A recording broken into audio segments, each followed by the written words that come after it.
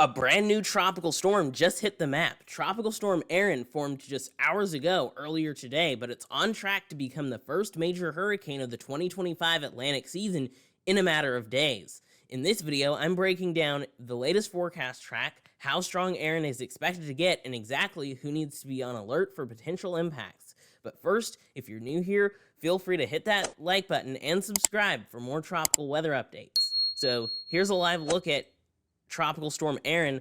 You can see on the satellite imagery, it's a fairly compact tropical cyclone.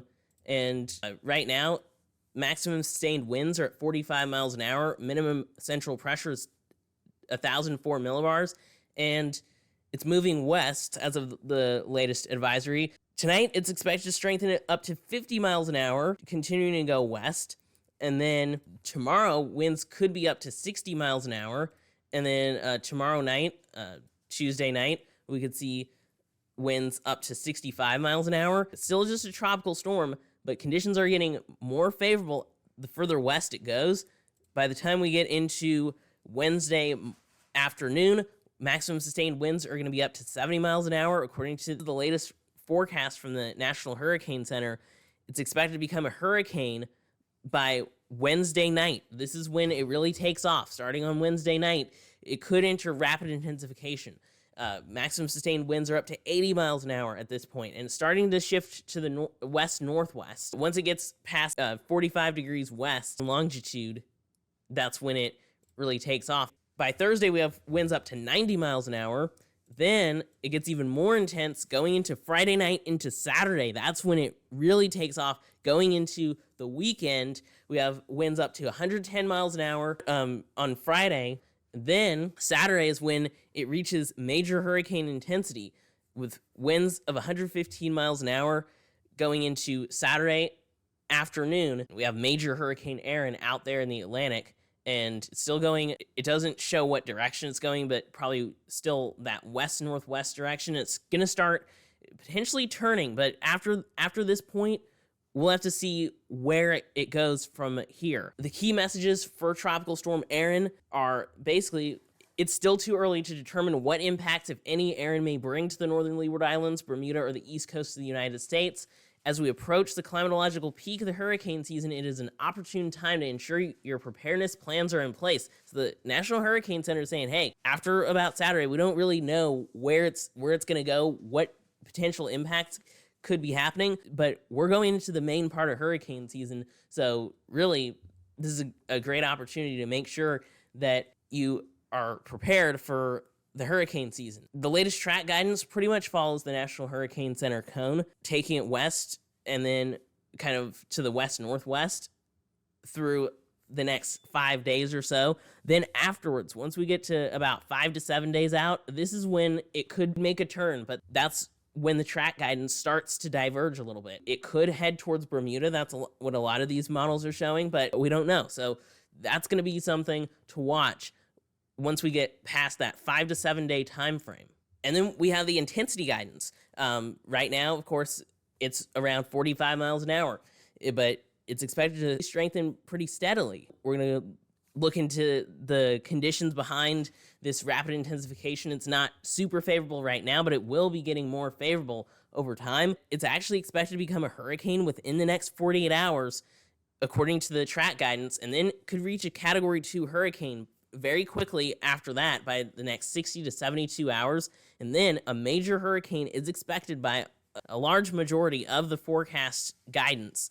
A lot of these forecast models are showing a major hurricane within 4 days or so, and Category 3, potentially even a couple models bringing it up to Category 4 intensity in about 5 days or so. So this is going to intensify very significantly according to the models. As it goes further west, it's going to be entering an area of increasing sea surface temperatures. So starting out, we have sea surface temperatures of around 26 degrees Celsius, 80 degrees, possibly a little bit less, maybe around 79 degrees or so, which is not favorable for a hurricane to intensify. Now, it's a tropical storm at this point, so it's close enough to that 80 degrees that it will be able to maintain intensity, potentially strengthen slowly, but once it gets about right here is when we're going into consistently rising sea surface temperatures as it goes west, and then once it does become a hurricane, we're entering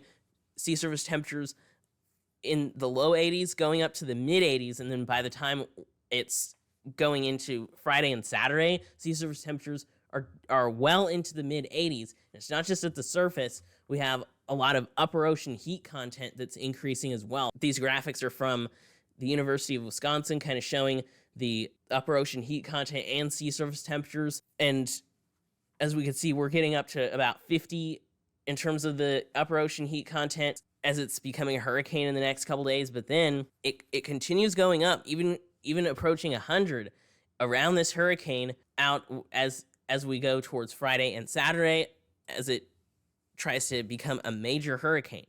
So that's definitely favorable. We have a lot of these very warm sea surface temperatures and the heat content in the ocean available for this, but there's still a little bit of dry air. That's going to be a problem as it starts running into that, but it's moving quick enough, it looks like, that it's actually pushing out the dry air. It's not really causing a problem for Tropical Storm and Hurricane Erin. Basically, it just kind of pushes through that dry air, and then it's able to really rapidly intensify, especially once it gets past the dry air going into Friday and Saturday and into this weekend. That's where it really takes off as a major hurricane. So there's that, but also the wind shear is going to be pretty light. That's another thing that's going to allow this to intensify pretty quickly. Here's what we have on the HAFS A model.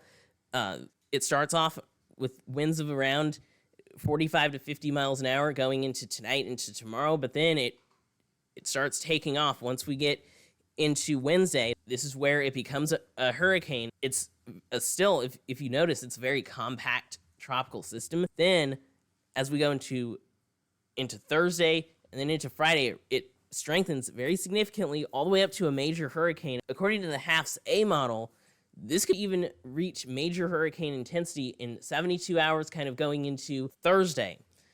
So that's some very quick intensification.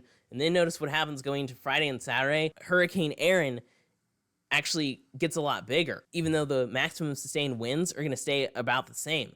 And that actually indicates probably an eye wall replacement cycle happening, and that can happen when a hurricane intensifies pretty quickly. Then what will happen is you get an eye wall replacement cycle that can actually expand the wind field, even though the maximum sustained winds could actually temporarily decrease or remain the same.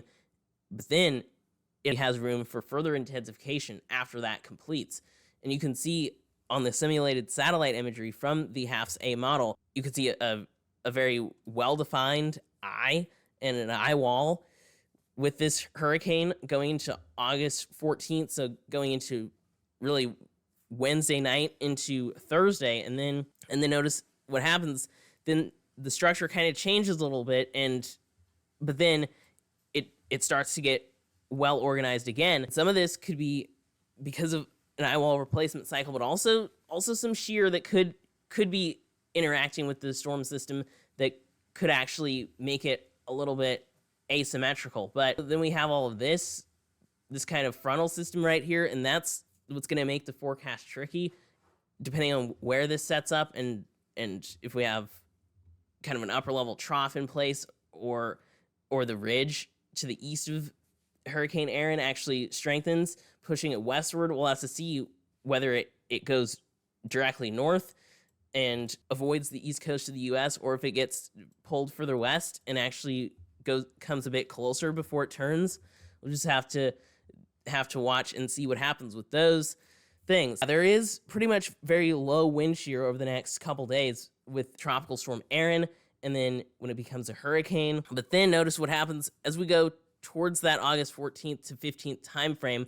As it rapidly intensifies, we have strong outflow on the northern part of the storm system, but then there could be a little bit of it looks like the upper level high pressure system over the hurricane that's going to intensify the outflow is a little bit off center. That can actually make it sort of have stronger outflow on the northern part of the storm or the eastern part of the storm versus the southern part. So it's a little bit lopsided, but it's still able to rapidly intensify. even with that happening. Now, here's a look at what the forecast ensembles show. Here's the GEFS, because once we get out past 7 days is when things really get a lot more uncertain. This is, next week going to Sunday, August 17th, Monday, August 18th. We start seeing some of these ensembles moving towards the Bahamas, then others out towards Bermuda. And then as you could see, a lot of these ensembles, most of them have kind of locked into being around Bermuda so far.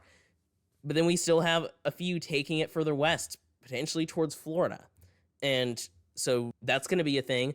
And it does look like it's going to miss the northeastern Caribbean, though. That is one thing, but it could come close enough that it does bring some heavy rain potentially on the outer bands, but also high waves and rip currents is going to be a big thing with this, whether you're in the northeastern Caribbean or along the east coast of the US. Even if it doesn't hit, even if it stays a couple hundred miles offshore, it's still going to be bringing those high waves and potential rip currents, especially as that wind field starts expanding this weekend into next week. We have some of these models taking it towards Florida, some kind of hitting the southeastern US, but a lot of them around Bermuda, and then it just kind of fans out from there. But there's still some of these ensembles still taking it towards the east coast of the US, so that's going to be something to still keep an eye on. But this is very far out. We're still at around like over 10 days out. It looks like the ensembles taking it further west are also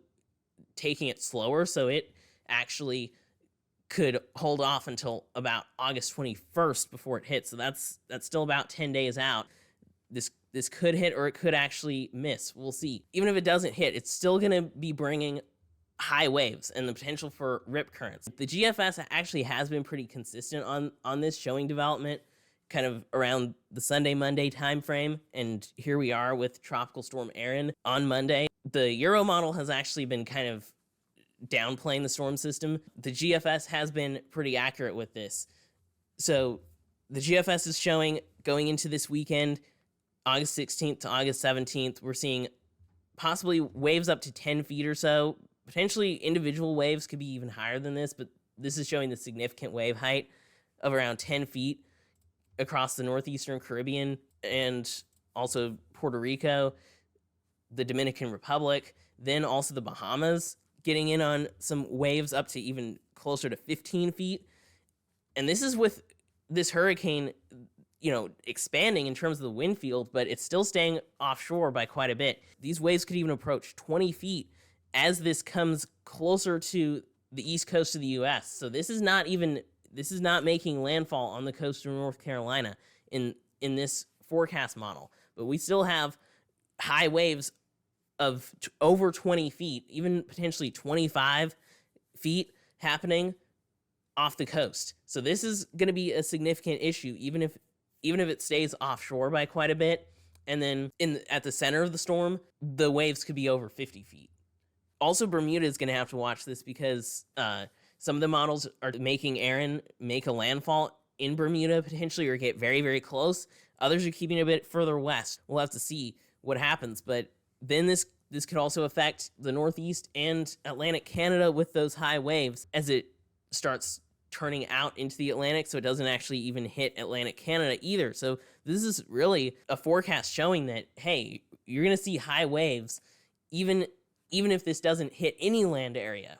There's still going to be impacts in terms of the waves, especially, are going to be a big deal with a powerful hurricane like this. Now, in terms of the potential track, this is what the GFS was showing in terms of an actual track forecast for Hurricane Erin. Of course, in the next 7 days is pretty much straightforward. Now, after that, this is what it's showing. It's showing a 940 millibar Category 4 hurricane out there, moving kind of halfway between North Carolina and Bermuda, actually a little bit closer to the North Carolina coast in this run.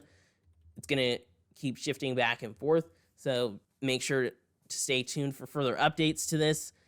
Then it takes it out and away from the US and even Canada as well. So it doesn't actually impact land areas directly, but still kind of some of those indirect impacts with with potential rain in the northeastern Caribbean and also some high waves along the East Coast and the Caribbean. Now, this is why the forecast is going to be tricky on where this actually ends up going, because you have this pretty strong ridge that's in place for the first several days pushing it west. But then where things get interesting is when you notice all of this, there's all these troughs coming down kind of into the northeast and southeastern Canada. And then we also have another ridge building. In this run, it's a little bit further east over the central and eastern US, but then there's a break in the ridge. So you have this ridge kind of out here pushing the storm west. Then you have this trough and kind of an opening in the ridge that could actually draw Erin towards the north. But then what happens is that trough actually, it slides down, but then it actually misses to the east. So it starts to pull, but then it kind of isn't really there, but then you still have all this troughing kind of over the eastern US. Depending on where this sets up could really affect the track of Hurricane Erin at this point. And then that high pressure ridge over the subtropical ridge kind of builds behind Erin and just kind of pushes it off to the east afterwards. So we'll kind of have to see what happens with that in terms of the track. But yeah, Tropical Storm Erin just formed earlier today. It is expected to become a very significant, powerful hurricane out there in the Atlantic, and we'll have to continue to watch it as it moves further west. We'll have to see where it's headed and what impacts are potentially coming towards the Caribbean and the US, and we're going to see if it comes close or not. So that's pretty much the latest update on Tropical Storm Erin. If you liked this video, please be sure to hit the like button. If you haven't already, share the video, and make sure you hit the subscribe button and turn on notifications for more weather updates on the tropics. Thanks for watching. Extreme Weather Zone, out.